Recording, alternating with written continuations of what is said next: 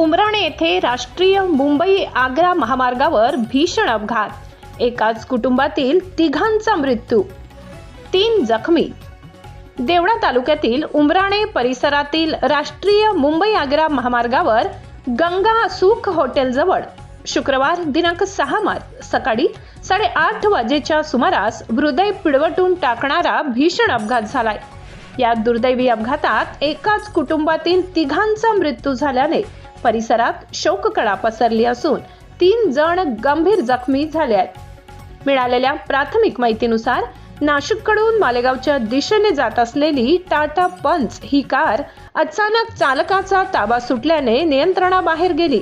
त्यानंतर गाडी रस्त्याच्या कडेला जाऊन भीषणरित्या पलटी झाली। अपघात इतका गंभीर होता की गाडीचे 4ही टायर वरच्या दिशेला गेले आणि काही क्षणात आनंदाचा प्रवास दुःखद दुर्घटनेत बदलला। या अपघातात चालक दीपक किशोर निफाडे वय 38, त्यांचा लहानगा मुलगा प्रथमेश दीपक निफाडे वय अंदाजे 4 वर्ष आणि त्यांची बहीण अंकिता किशोर निफाडे यांचा दुर्दैवी मृत्यू झाल्याचे वृत्त मिळत आहे। एका निष्पाप 4 वर्षाच्या चिमुकल्यासह तिघांचा मृत्यू झाल्याने हळहळ व्यक्त होत आहे, तर चालकाचे काका, काकू आणि पत्नी हे गंभीर जखमी आहेत। त्यांच्यावर सध्या उपचार सुरू आहेत। जखमींपैकी एका जखमीला पुढील उपचारासाठी नाशिक येथे हलविण्यात आल्याची माहिती मिळत आहे। या दुर्दैवी घटनेमुळे परिसरात शोकाचे वातावरण पसरले असून नागरिकांमध्ये तीव्र हळहळ व्यक्त होत आहे।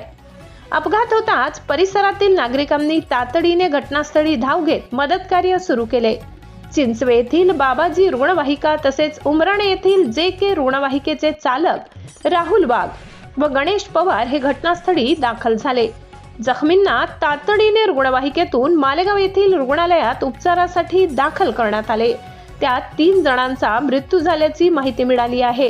दरम्यान राष्ट्रीय मुंबई आग्रा महामार्गावरील वाहतूक दिवसेंदिवस बेशिस्त होत असल्याची तक्रार नागरिकांकडून व्यक्त होत आहे।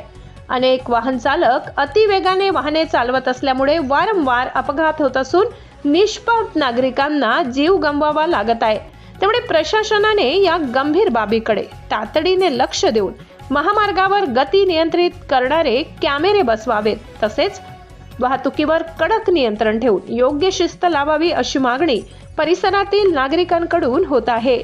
या घटनेची माहिती देवळा पोलीस ठाण्याला मिळताच पोलीस घटनास्थळी दाखल झाले असून पुढील तपास सुरू आहे। S9 TV न्यूज साठी शरद पवार, चिंचवे। आपल्या चॅनलला नक्की सबस्क्राइब करा, बेल आयकॉन दाबायला विसरू नका।